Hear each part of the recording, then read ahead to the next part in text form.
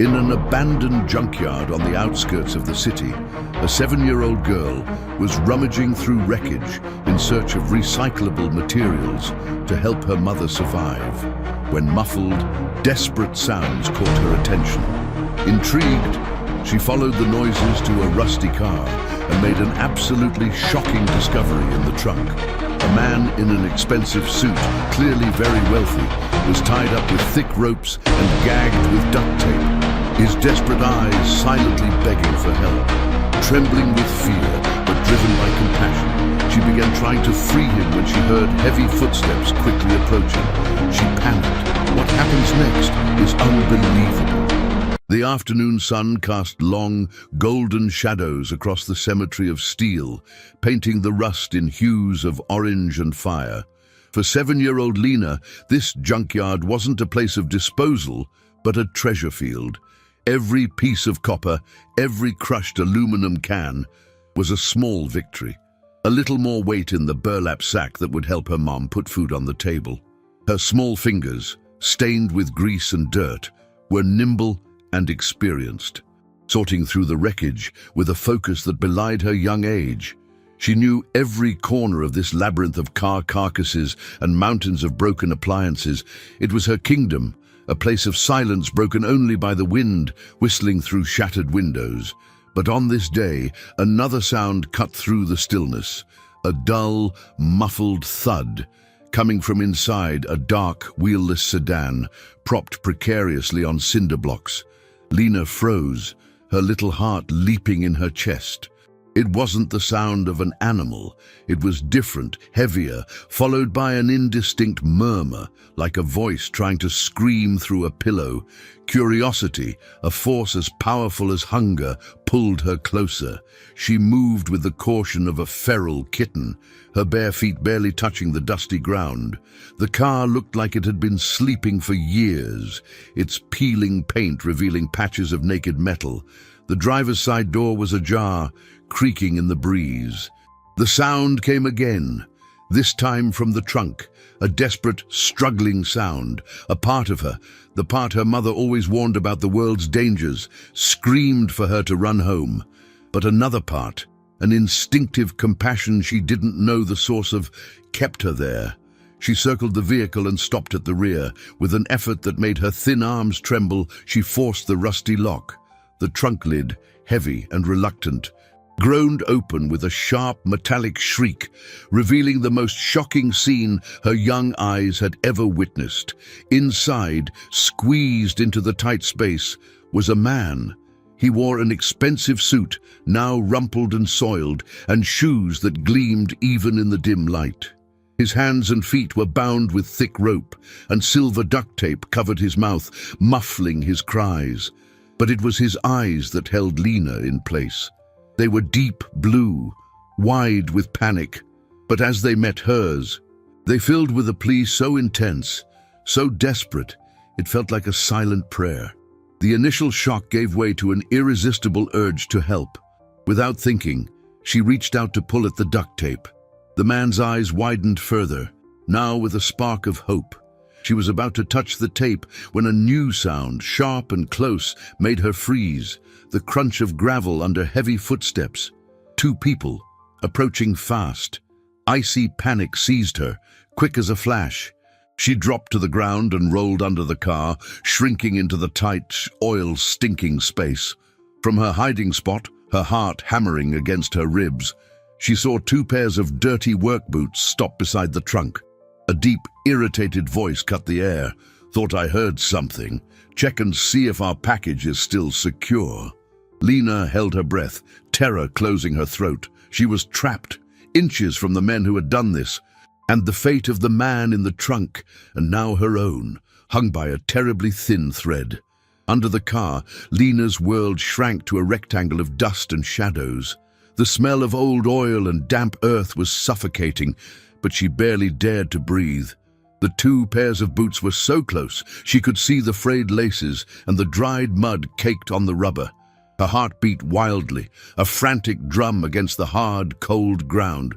The man in the trunk, whom she now saw as a secret to be protected, was motionless. Through a gap, she could see a sliver of his dark suit. Every second dragged on for an hour. The deep voice, belonging to the taller, heavier man, spoke again, laced with impatience. "He's not going anywhere. Let's go. I need some coffee." The other, a wiry man, gave a humorless laugh. "Easy, Bruno." The boss was clear. "Nobody touches our golden goose. That man's fortune is worth the wait." Fortune. The word floated in the air, strange and out of place in this cemetery of forgotten things. Lena didn't understand what it meant, but she felt the weight of greed in the man's voice. Suddenly, a phone rang, an electronic chirp that shattered the tension. The wiry man, Mickey, answered, stepping a few feet away to talk.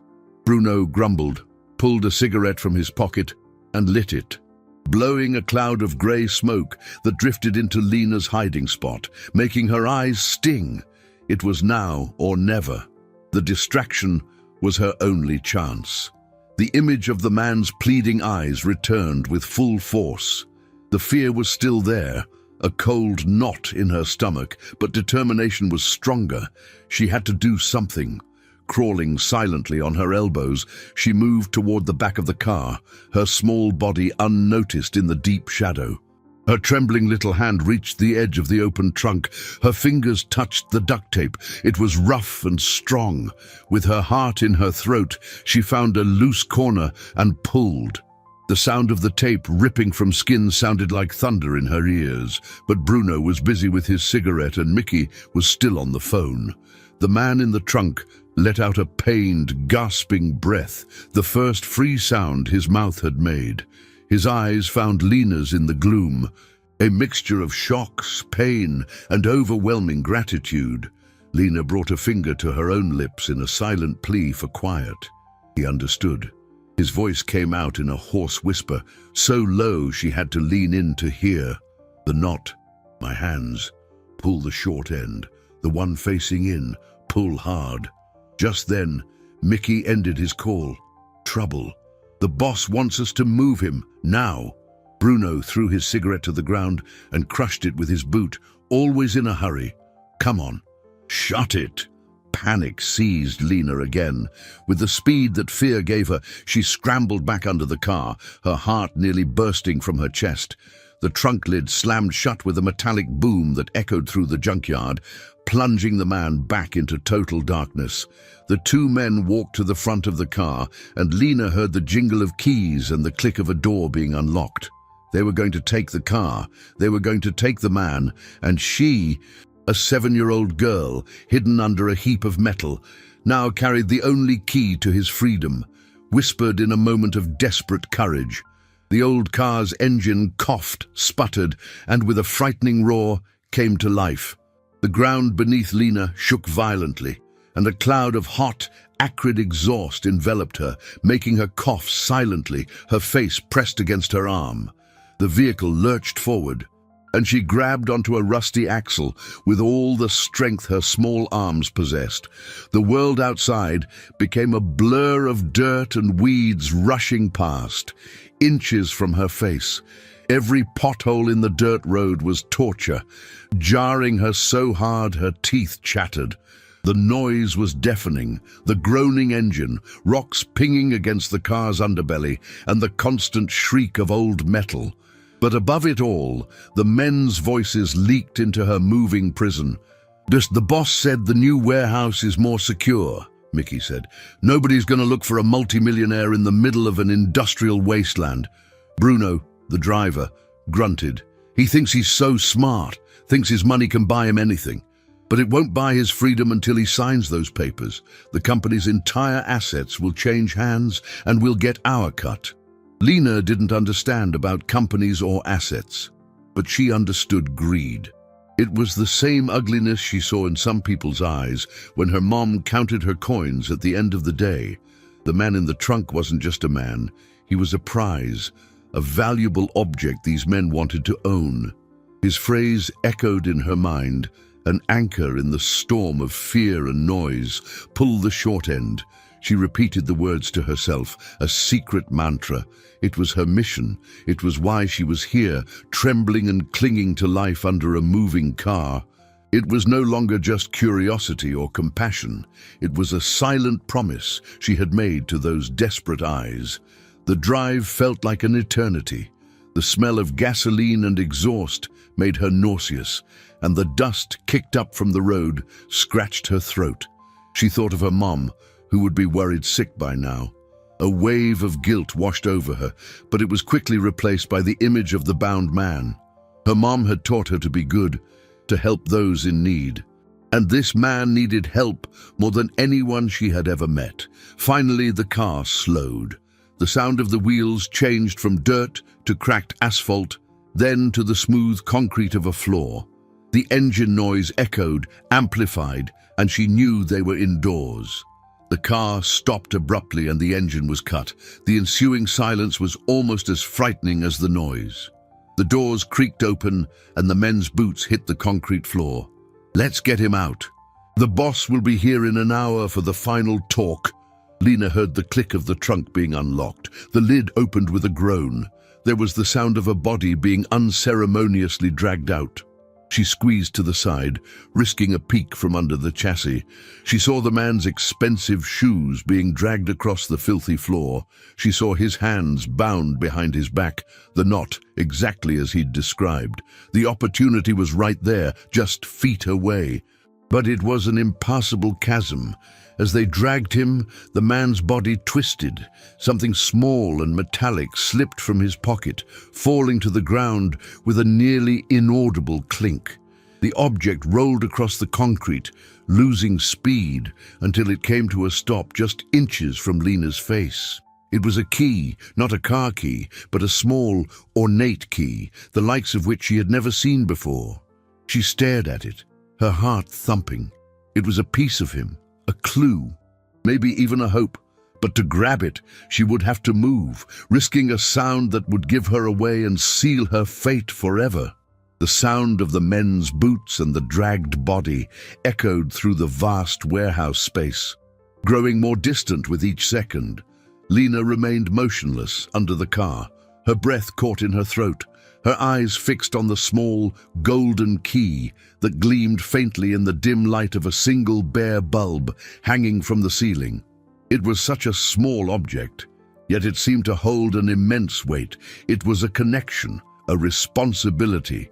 She knew, with a child's absolute certainty, that she had to get it. When the sounds faded to a distant murmur, followed by the clang of a metal door, she finally allowed herself to breathe. The silence returned, thick and oppressive. The warehouse smelled of dust, dampness, and something cold and metallic. With the care of a wild animal emerging from its den, she crawled out from her hiding place. The weak light revealed a huge, cavernous space filled with stacked wooden crates and old machinery covered in grey tarps. The car she had hidden under seemed small and insignificant in the vastness. Her eyes went straight to the key. She picked it up, the cool metal a shock against her warm, dirty skin. It was heavier than it looked. On one side, a crest was etched into it, a lion wearing a crown. She closed her hand around it, feeling the outline of the lion in her palm. It was a secret that now belonged to her. Fear began to give way to a new feeling, determination. She couldn't just run, not after all this. The man's voice, his desperate whisper, and the image of his pleading eyes were seared into her mind. Pull the short end. She knew what she had to do. Moving in the shadows, sticking close to the stacks of crates, she followed in the direction the men had taken their prisoner. Her bare feet made no sound on the concrete floor. Every creak of the metal roof in the wind made her freeze, her heart leaping into her throat. She found the metal door. There was a small, wire mesh window at her eye level if she stood on her tiptoes. Very carefully, she raised herself up, peering inside. The room was a small office, as grimy and neglected as the rest of the warehouse. There was a metal desk, 2 chairs, and tied to one of them was the man. His eyes were open, staring at a blank spot on the peeling wall. He looked exhausted, the hope she'd seen in his eyes at the junkyard now completely extinguished. There was no sign of the kidnappers. This was the moment, but the door was closed. Lena looked at the knob, then at the key in her hand. No, this key was too small. It wouldn't fit. She scanned the door, searching for a crack, an opening. There was a small gap at the bottom, just wide enough for her fingers to slip through, but how to open it from the inside? Her gaze swept the room, desperate, until it landed on a detail. Hanging from a nail beside the door, on the inside, was a ring of rusty keys. One of them might fit. The idea that popped into her head was so audacious, so unlikely, it scared her, but it was the only one she had. She knelt, her face against the cold metal of the door, and whispered as loudly as she dared, "Mister?" The man inside flinched. His head turned slowly toward the door. His eyes widened in disbelief when he saw hers peeking through the gap at the bottom. "The girl. How?" "The keys," she whispered back, her voice a trembling thread. "Hanging on the wall. Can you reach them?" He looked at the ring of keys, then at his hands, still tied tightly behind the chair. He shook his head, a gesture of defeat. "Impossible. The ropes are too tight." Lena felt a knot of despair forming. They were so close. She couldn't give up. "Try, please, try." Spurred by the urgency in her voice, he began to struggle in the chair.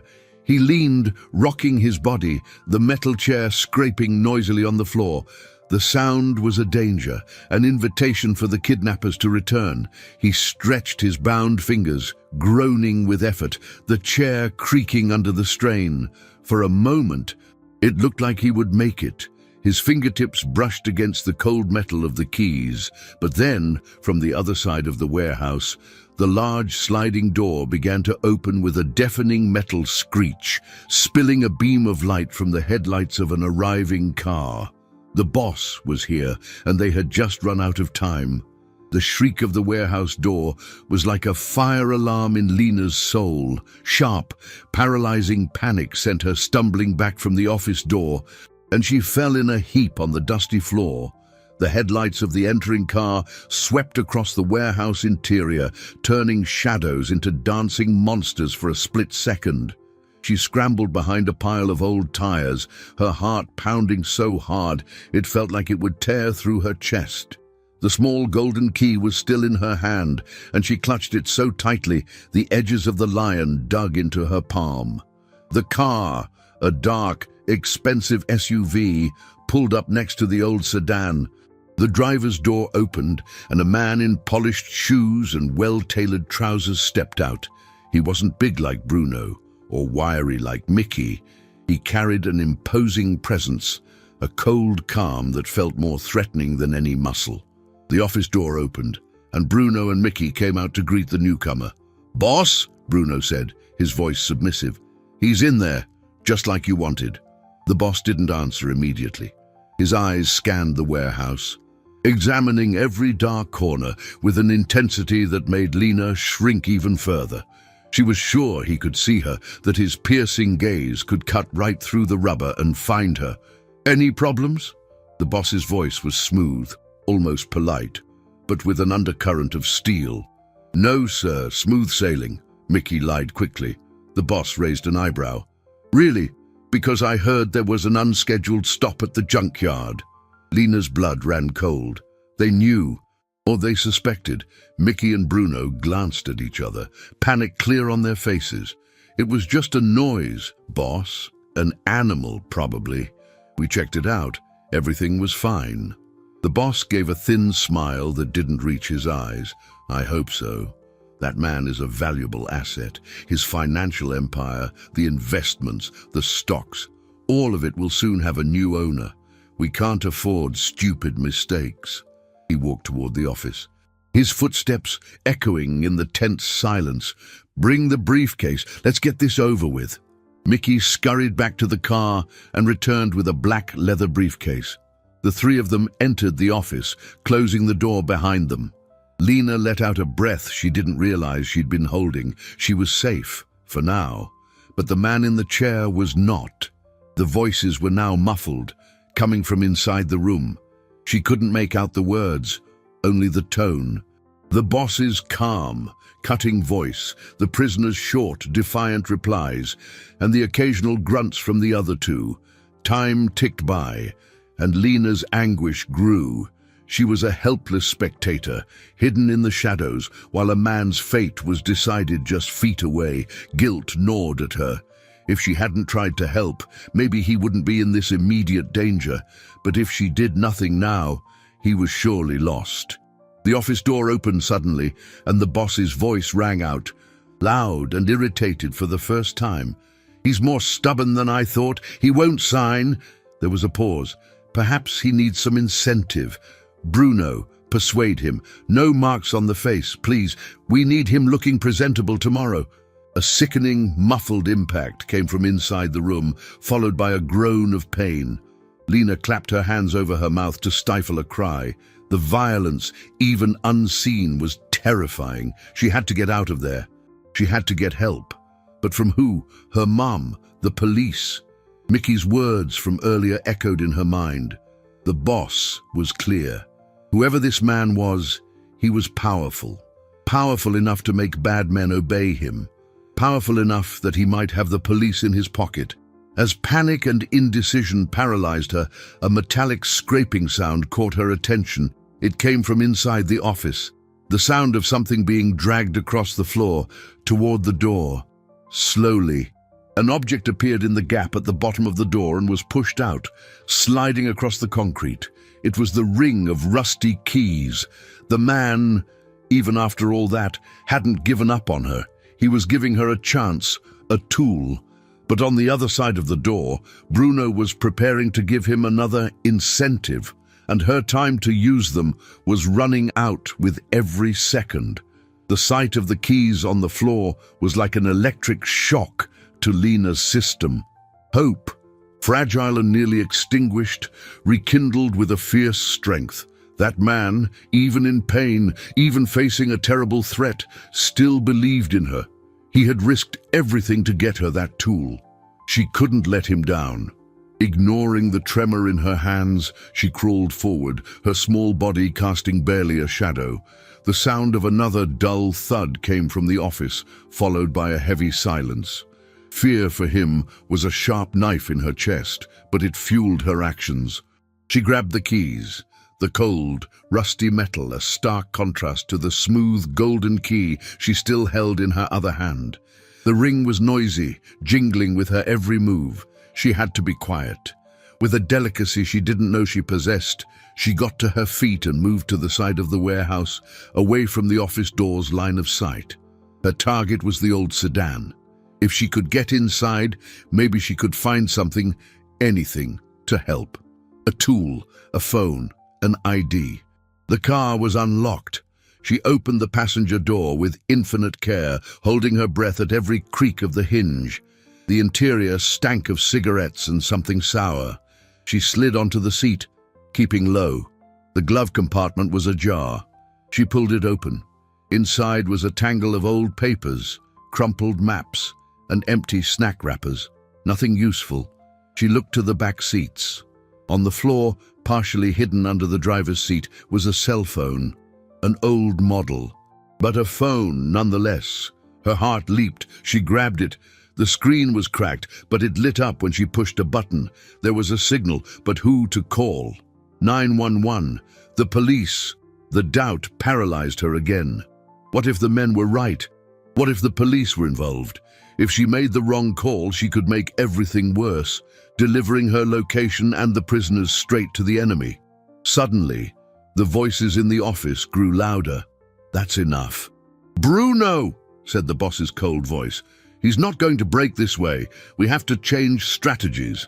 Mickey, call our contact. Tell him we're moving to Plan B." Lena heard the office door open. She shrank down on the car's floor, trying to become invisible. Mickey stepped out, talking on his phone in a low voice. He walked toward the large warehouse door, his back to her. Inside the office, the boss continued, "Arthur, Arthur, you were always the favorite. Always had everything. The inheritance, our father's respect, the control of the business. Did you think I would just let you keep it all? All that capital, all those assets? No, it's my turn now." Arthur, the man's name, and the boss's voice. There was something familiar and poisonous in it, a resentment that went deeper than money. Lena didn't understand the full meaning, but the words inheritance and father painted a dark picture of family betrayal. While Mickey was distracted on the phone and the other two were occupied with their cruel dispute, Lena saw her chance. She needed to create a diversion, something big enough to get Arthur out of that room. Her eyes scanned the warehouse and landed on a large red lever on the far wall, next to a metal box with a lightning bolt symbol. It was the main power breaker for the warehouse.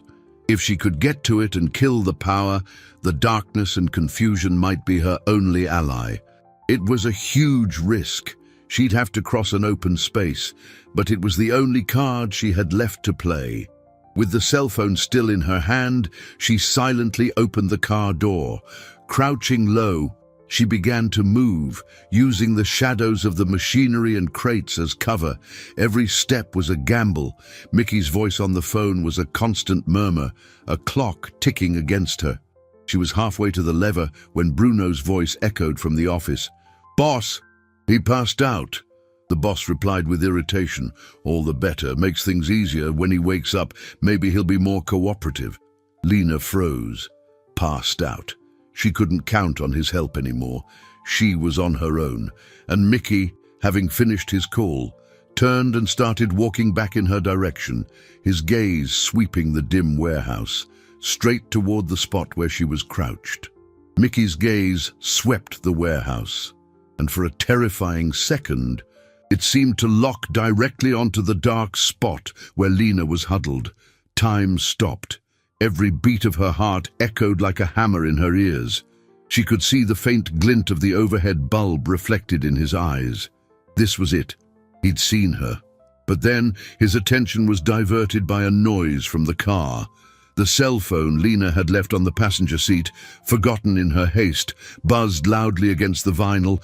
It was a notification, a tiny sound. But in the tense silence of the warehouse, it sounded like an alarm. Mickey's head snapped toward the sound. "What was that?" he asked, his hand instinctively going to his waistband. From the office, the boss's voice called out, impatient. "What was what, you useless fool? Stop getting spooked by rats and get in here." Mickey hesitated, his gaze torn between the car and his boss's order. The suspicion was still on his face. He took a step toward the vehicle. "I'm sure I heard something." That split second of distraction was all Lena needed. Survival instinct, faster than thought, propelled her forward. She didn't run for the red lever. Instead, she dove deeper into the shadows, moving in an arc, skirting Mickey's line of sight. Her new destination was the large, sliding door of the warehouse. Escape was now her only priority. She had to get out, find help, tell someone what was happening. While Mickey cautiously approached the car to investigate the noise, Lena reached the outer wall. The main door was too heavy, impossible to move alone and silently. But next to it was a smaller service door, probably for foot traffic. It was secured with a rusty padlock. Despair! She looked at the ring of keys in her hand. One by one, her fingers trembling so badly she could barely fit them. She tried the keys in the lock. The first one wouldn't go in. The second one jammed, sweat beaded on her forehead. She could hear Mickey opening the car door, muttering to himself. The third key, small and almost broken, slid into the lock. Lena turned. There was a loud, sharp, metallic click. The padlock sprang open. With her heart in her mouth, she pulled the door open just enough to create a crack. The cool night air hit her face, carrying with it the sounds of the distant city. She was about to slip through to freedom when the boss's voice came from right behind her. "Interesting. It seems we had a rat after all. A very small one." Lena froze, her hand still on the door. She turned slowly, pure terror draining the color from her face. The boss stood just a few feet away, near the back of the sedan. He wasn't looking at her, but at the floor, where the dust had been disturbed. His eyes followed the trail of small, bare footprints that led from under the car, past the office, around the tire stack, and ended exactly where she stood. He raised his eyes, and the thin, humorless smile returned to his face. "You know, the biggest mistake my brother Arthur ever made was his compassion, always trying to help the helpless, and look where it got him." He took a step toward her. "And it seems that compassion is contagious." At that moment, Arthur, the man in the chair, let out a low groan as he began to regain consciousness. The sound made the boss turn his head for an instant. It was an opening. Lena didn't think, she acted. Instead of bolting through the door, she spun around and ran in the opposite direction, back into the darkness of the warehouse, into the maze of machinery and crates. The boss, caught by surprise at the unexpected move, yelled to the others, "Get her! She can't get out of here!" Bruno and Mickey came running out of the office. Lena dove behind a large lathe covered by a tarp, her body shaking uncontrollably. The door to freedom was open, but now she was more trapped than ever, hunted inside this massive warehouse by 3 furious men. And worst of all, they knew she existed. She was no longer a secret witness. She was living proof. The warehouse, once a haven of shadows, had become a treacherous trap. Lena cowered behind the lathe, the smell of machine oil and dust filling her nostrils. The sound of the men's boots echoed on the concrete, each footstep a hammer blow against her nerves. They split up, their voices cutting through the darkness as they communicated. "Check behind the crates!" the boss shouted, his voice controlled but filled with a cold fury. She couldn't have gotten far. Lena peeked through a slit in the tarp. The single bulb in the center of the warehouse created pools of light and vast patches of black. It was a deadly game of hide and seek, and she was the prey. She knew she couldn't stay put. They would find her eventually. She had to move, to use the darkness to her advantage. On the other side of the warehouse, she heard Bruno knock over a pile of empty cans with a crash that made her jump. The momentary distraction was her chance, slipping out of her hiding place. She ran in a low crouch, moving from one shadow to the next, her small, nimble body navigating the maze of obstacles. Inside the office, Arthur was fighting for consciousness. The pain in his head was a throbbing drum, but the boss's shout, "Get her!"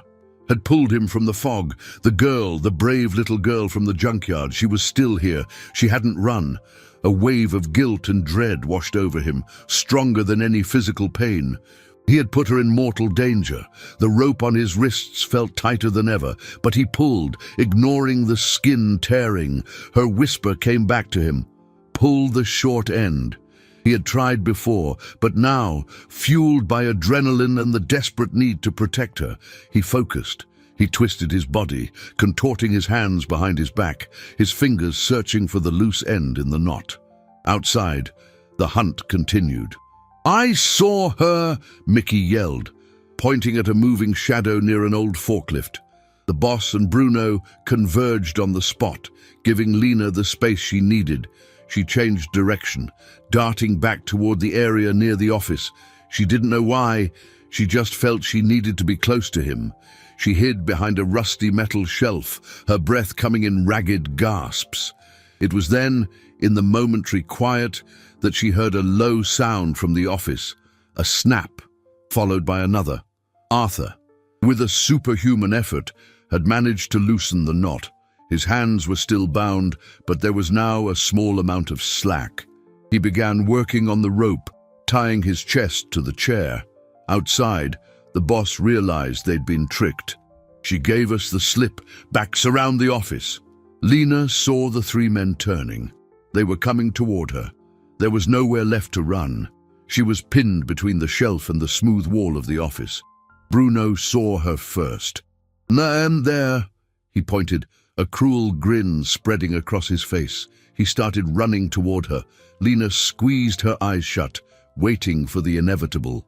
But instead of rough hands grabbing her, she heard a deafening crash. The office door flew open with explosive violence, torn from its hinges. Arthur stood there, free from the chair, though rope still dangled from his wrists. His face was bruised and pale, but his eyes burned with a protective fury. "Stay away from her," he growled, his voice deep and filled with authority. For an instant, The three men froze, stunned by the sudden turn of events. The boss was the first to recover. "You can't stop me, brother. You never could." He turned to Bruno and Mickey. "Don't just stand there. Get them both." The momentary pause was over. Arthur moved, placing himself between Lena and her attackers, an unlikely human shield. He was a businessman, not a fighter, and he was injured and outnumbered. But standing in front of Lena, he looked like a giant. The final confrontation inside that dusty warehouse was about to begin. The standoff lasted only a second, but it felt like an eternity. Arthur, his body aching and wrists still partially bound, was an imposing figure but visibly vulnerable.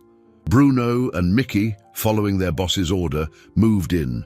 Bruno, the larger man, went straight for Arthur, while Mickey, more agile, tried to circle around him to get to Lena. "Run!" Arthur yelled to her, never taking his eyes off the men. But Lena's feet seemed rooted to the floor. Leaving Arthur to face three men alone was unthinkable. She wasn't a fugitive. She was his partner in this fight. Arthur braced for Bruno's attack, but the blow came from an unexpected place. His brother, the boss, whose name Lena now knew was Richard, grabbed a piece of metal pipe leaning against the wall and lunged. Not at Arthur, but toward her. The plan was clear: use the girl as a hostage, as Arthur's ultimate weakness. Seeing the imminent danger to Lena, Arthur reacted instinctively. He shoved Bruno hard, using the man's own weight against him, and threw himself in front of his brother, blocking the path. The metal pipe, meant for the girl, struck Arthur's shoulder with a sickening, dull thud. He grunted in pain, staggering back, but he didn't fall. The pain in his eyes was replaced by a cold resolve. "Richard," Arthur said, his voice tight, "this has gone too far. Leave the child out of it." Richard laughed, a sound devoid of any warmth. "It went too far the day Dad left the bulk of the inheritance to you. Control of the company, the investment funds, the stock portfolio. He left me the scraps, always treating me like second best." He raised the pipe again. "Now, I'm taking what's rightfully mine." As the two brothers faced off, their family's poisoned history hanging in the air, Mickey saw his chance. He slipped behind a stack of boxes and grabbed Lena's arm. She screamed, a high-pitched sound of pure terror. The sound of her scream broke the spell. Arthur spun around, his face a mask of fury. He moved toward Mickey, but Bruno intercepted him, locking him in a bear hug from behind. Arthur struggled, the strength born of desperation fueling him, but Bruno was stronger. "Hold him," Richard yelled. "He's going to watch while we sign the transfer of his entire precious net worth." Mickey dragged us, struggling, kicking Lena to the center of the warehouse. He forced her to her knees. Richard approached, the black leather briefcase in one hand and a pen in the other. He crouched in front of Arthur, who was immobilized by Bruno. "Sign it, brother," Richard said, his voice soft and menacing. "Sign over all your assets, or your little friend here is going to find out just how hard this concrete floor is." He glanced from Arthur to Lena, a cruel smile on his lips. Arthur stopped struggling. His body went rigid, muscles taut. He looked at Lena, at her wide, tear-filled eyes, and a look of utter defeat washed over his face. He had no choice. The life and safety of this innocent child were worth more than any fortune, more than all the dollars and euros in his accounts. He nodded slowly. "I'll sign." Richard smiled, victorious. He opened the briefcase on the floor and placed the document in front of Arthur. But while Richard was focused on his victory and the other two on restraining Arthur, no one noticed Lena's free hand, the hand that Mickey wasn't holding, the hand that, through all the chaos, still clutched the small golden key with the lion's crest. With a swift, desperate motion, she jabbed the point of the key with all her might into the back of Mickey's hand. Mickey howled in pain and surprise, instinctively letting her go. Lena didn't hesitate. She scrambled to her feet and ran, not for the door, but for the red lever on the wall. It had been her first idea, and now it was her last hope. Lena's run to the opposite wall was a blur of fear and adrenaline. Mickey's cry of pain had bought her a few seconds. But in the vast warehouse, It felt like an impossible distance to cover. "Get her!" Richard bellowed, victory slipping through his fingers. Bruno reluctantly let go of Arthur to chase the girl, but Arthur, now free, didn't let him pass. He threw himself at Bruno's legs, bringing the burly man crashing to the floor with a heavy thud. The two rolled on the concrete in a desperate struggle. Lena reached the wall. The metal box with the red lever was right in front of her. Higher than she'd expected, she stretched, her fingertips scraping the wall, inches from the handle. Mickey, his hand bleeding, reached her and grabbed her ankle. She fell, her chin hitting the floor hard. Pain exploded in her jaw, but the sight of the lever so close kept her focused. She rolled onto her back, kicking out with her other leg, catching Mickey in the face. He staggered back, stunned, giving her the time she needed. With one last effort, she pushed herself up and grabbed the lever with both hands. She pulled with the entire weight of her small body. There was a loud clank, an electrical hum, and then suddenly, the warehouse was plunged into total darkness. The single overhead bulb died, and the low buzz of old machinery went silent. The blackout was absolute, disorienting. A chorus of curses and surprised shouts echoed through the space. Lena, on the floor and already accustomed to the dimness, had an advantage. She could hear the men's ragged breathing, their clumsy movements as they tried to get their bearings. "Lights! Use your phones!" Richard yelled, his voice tense and close. The darkness was her ally. She crawled away from the wall, away from where they had last seen her. A beam of light from a cell phone cut through the black, sweeping the area like a searchlight. The beam passed over her, illuminating the back of Arthur, who was now on his feet, using the confusion to get away from Bruno. "Lena!" Arthur's voice was an urgent whisper in the darkness. "Where are you?" "Here," she whispered back, her voice trembling. "Near the shelves." Another beam of light switched on, Bruno's, followed by Mickey's. 3 beams of light danced chaotically through the warehouse, hunting them. Arthur moved in the shadows, guided by the sound of her voice. "We can't get out the main door," he said, when he found her crouched down. "Richard would have left the SUV blocking it. We have to find another way out." Lena's mind, sharpened by survival, remembered something. When she was under the car, she had seen a small ventilation grate near the floor on the back wall. "The vent," she whispered, pointing in the general direction. "It's small, but maybe I can fit." "Stay right there," Richard yelled. His phone's light pinned them.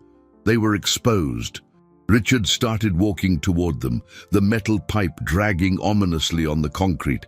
Arthur pushed Lena behind him. "Run for the grate. I'll hold them off." "No," she said, grabbing the sleeve of his suit. "Together." Her courage stunned him. In that moment, she was not a frightened child, but a resilient partner. The lights from Bruno and Mickey found them too, trapping them in the crosshairs of 3 beams. There was nowhere left to run, nowhere to hide. Richard stopped a few feet away, his face lit from below by his phone, creating monstrous shadows. "It's over, Arthur. There's no escape this time. Give me the girl and sign the papers." Arthur looked at Lena, then at his brother. A strange calm washed over him. He had lost almost everything, but he would not lose his honor by failing to protect this child. It was then that Lena remembered the other object still in her hand, forgotten during the fight. The first cell phone, the one from the car. With a sudden, desperate idea, she repeatedly pressed the side button. The cracked screen flared to life, casting a weak glow. And then a loud, shrill sound filled the warehouse, making everyone flinch. It wasn't a call or an alarm. It was a police siren app, complete with flashing red and blue lights on the cracked screen. In the darkness and confusion, the sound seemed real, loud, and dangerously close. The fake siren ripped through the warehouse darkness, echoing off the metal walls and creating the perfect illusion of squad cars rapidly approaching. For one crucial moment, confusion reigned. Bruno and Mickey froze, their phone-lit faces contorting in panic. Their reaction was instinctual. The cops were coming. "It's a setup!" Mickey shrieked, his voice thin with fear. "Someone tipped them off!" Richard, shrewder, hesitated for only a second, his suspicion warring with the instinct to flee. But the seed of doubt had been planted. His henchmen were already backing away, glancing frantically at the main door, expecting to see the flash of red and blue lights at any moment. "Idiots! It's a trick!" Richard snarled, but his conviction wavered. What if it wasn't? The brother he'd underestimated his entire life might have had a plan. That hesitation was the opening Arthur needed. He grabbed Lena's hand. "Now," he whispered, and they both dove back into the darkness, scrambling toward the back wall where Lena remembered seeing the ventilation grate. The siren continued to blare, a chaotic, piercing sound that masked their footsteps. "Get them! Don't let them escape!" Richard's voice was strained with desperate fury as he realized he was losing control, but his men were more concerned with saving their own skins. Bruno, the first to break, ran for the old sedan. Trying to start it, Mickey bolted for the small service door Lena had come through. Arthur and Lena reached the back wall. Fumbling in the dark, Arthur's hands found the metal grate. It was held in with old, rusty bolts. "It won't budge," he said, frustration in his voice. He pulled with all his might, but the grate barely moved. The cell phone siren began to sputter, the sound choking and fading, revealing the ruse. "It's fake!" Richard yelled, realizing the deception. "They're still in here!" The sound of his rapid footsteps echoed behind them. There was no more time. Lena, her mind racing, remembered the golden key, still clutched tightly in her other hand. "The key!" she said, holding it out to Arthur. "Use the key!" Arthur took it, not understanding but trusting her instinct. The key was small but solid. He jammed it into the crack between the grate and the brick wall and used it as a lever. The metal groaned. He put his weight into it, the muscles in his arms straining. One of the rusty bolts gave way with a pop. He leveraged it again. The second bolt snapped. The grate came loose. The hole was small, just as Lena had described, barely big enough for a child. "You first," Arthur said, his voice ragged. "I'll be right behind you." "They're coming," she whispered, hearing Richard's footsteps just yards away. She squeezed through the opening, scraping her arms and back on the rough metal. The cool night air had never felt so sweet. She turned, expecting Arthur to follow, but he was too big. The hole was too narrow for his shoulders. He looked at her through the opening, his face a mixture of relief that she was safe and despair for his own predicament. Richard arrived, the beam of his phone illuminating Arthur trapped in the wall. "Nowhere to run, brother." Arthur looked at Lena, outside, safe in the darkness. "Run, Lena, run, and don't look back. Get help." He braced himself to face his brother and the other two, who were now approaching, realizing the police threat was false. Lena was paralyzed. Flee and leave him behind. After everything they had been through together, her instincts screamed at her to run, to save herself. But her loyal, courageous heart refused to abandon her friend. She looked at the dark, deserted street, then back at Arthur's face, prepared for the worst. And she made a decision that would seal both their fates. Lena's world split into two impossible choices: the safety of flight or loyalty to Arthur. His voice, pleading with her to run, echoed in her ears, but the image of his face, resigned and ready for sacrifice, was stronger. She couldn't go. She couldn't abandon him. Instead of running down the dark street, she took a step back, melting into the deep shadow cast by a nearby dumpster. From her new hiding spot, she could watch the scene unfold through the opening in the wall, a frame for the nightmare. Richard laughed. A victorious, cruel sound. Always the hero, aren't you, Arthur? Always sacrificing yourself for others. It was that weakness that allowed me to plan all of this. Your blind trust, your altruism, their liabilities, not assets, in the business world. He drew closer, The metal pipe raised. "Now let's finish our negotiation." Arthur didn't answer. His eyes were fixed on the darkness outside, searching for any sign of Lena. He had to believe she had obeyed, that she was safe. That thought was the only thing sustaining him. Bruno and Mickey joined Richard, surrounding Arthur, who was still partially stuck in the wall. The situation was hopeless, but Lena, hidden just feet away, was not idle. The panic had given way to an icy clarity.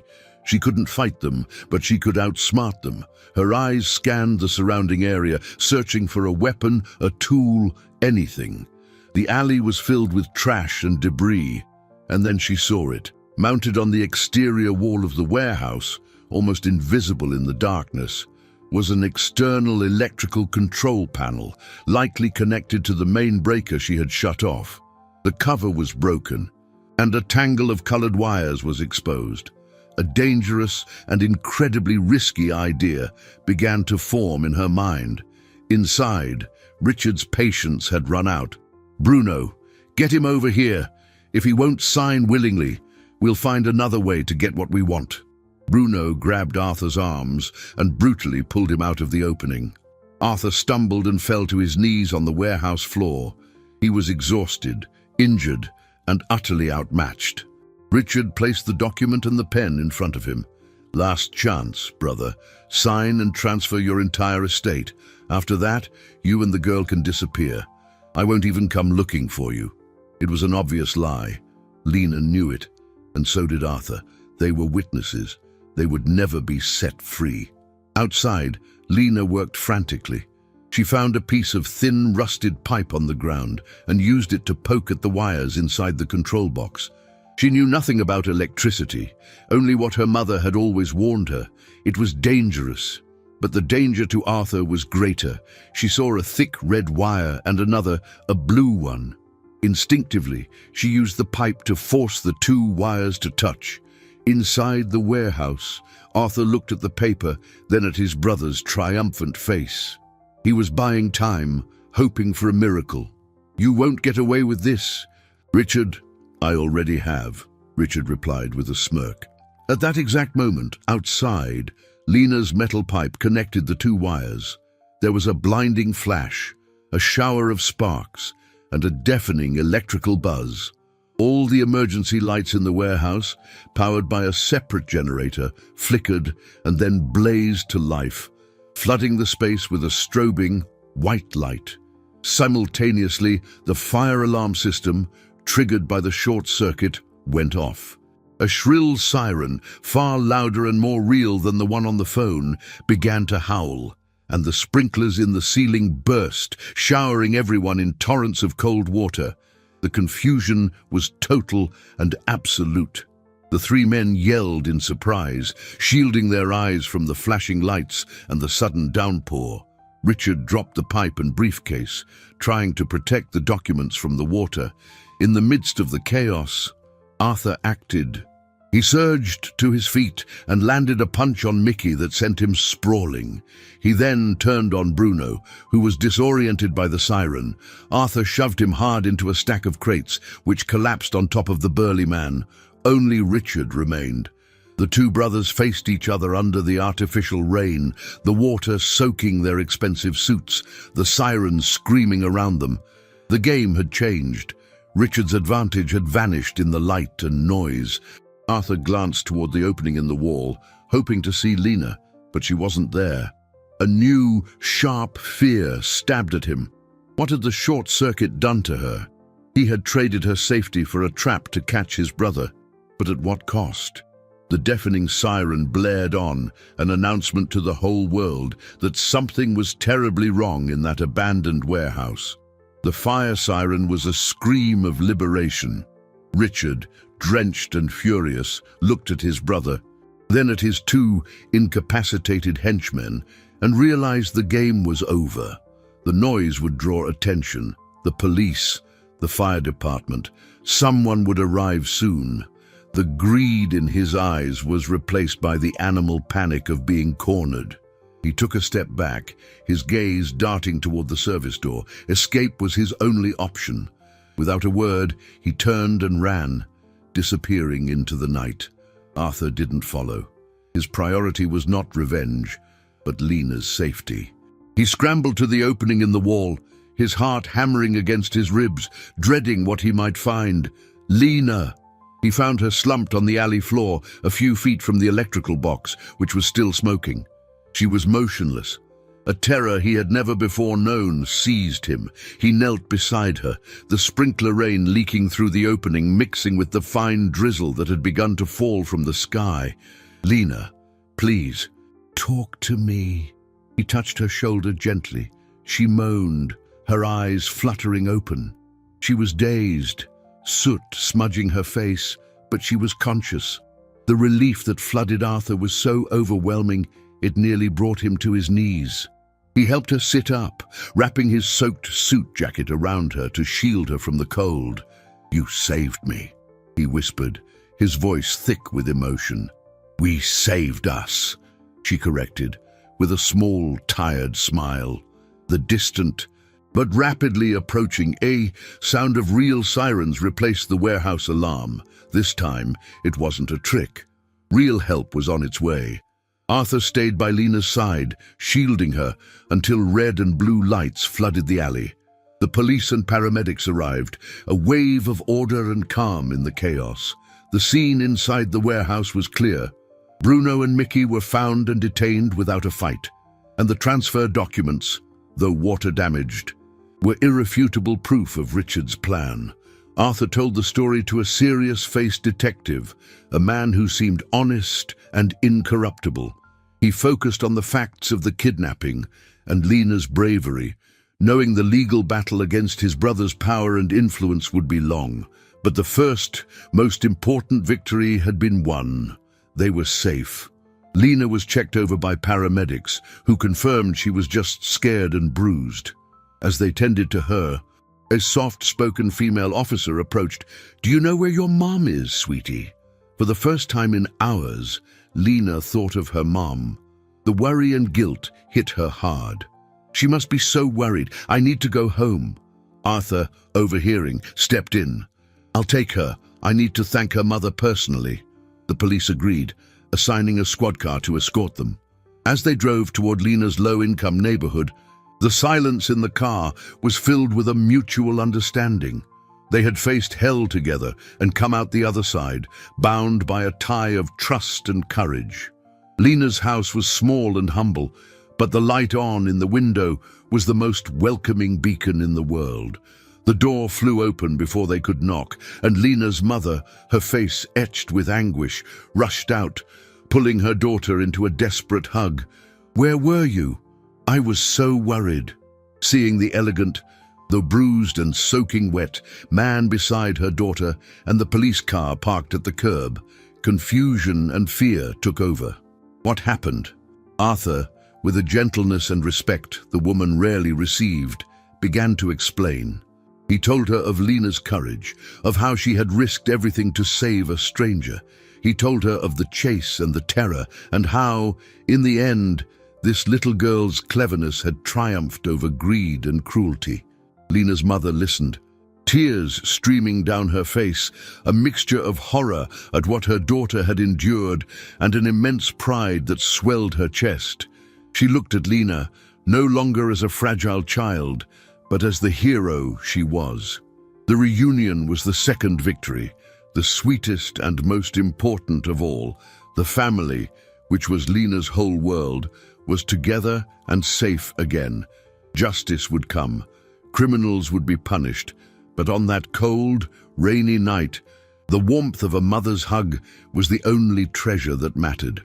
4 weeks later, the morning sun streamed through the window of a bedroom Lena barely recognized as her own. The once peeling walls were painted a cheerful yellow.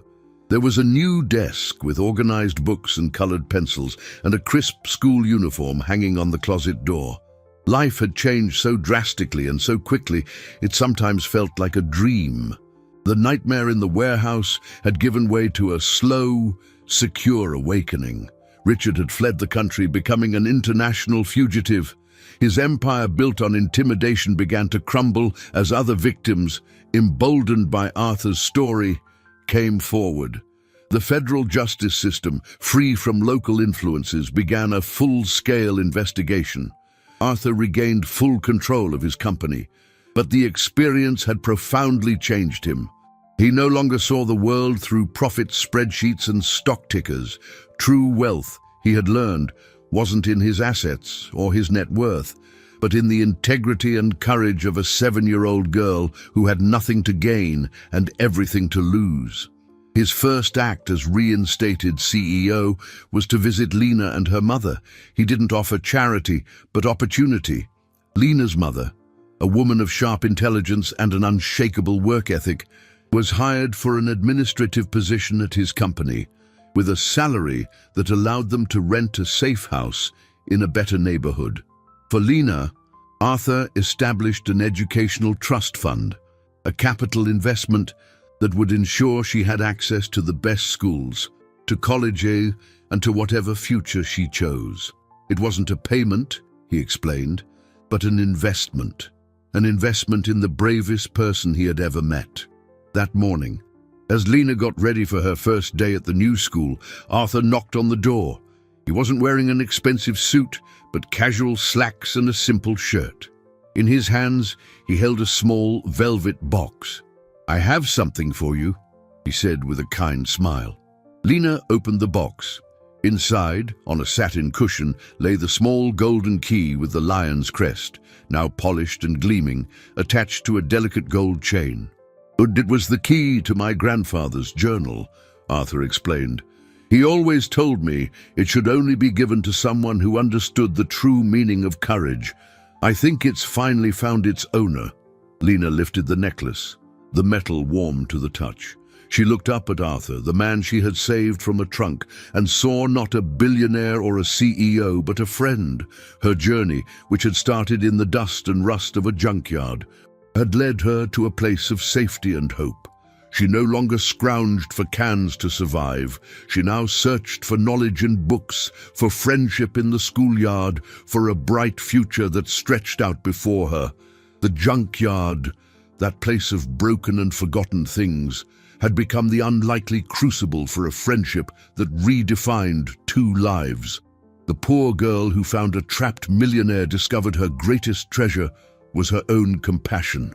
And the man who nearly lost everything learned that true fortune isn't measured in dollars or Bitcoin, but in the acts of kindness that connect us all, proving that even in the darkest of places, one small act of courage can light the brightest of lights.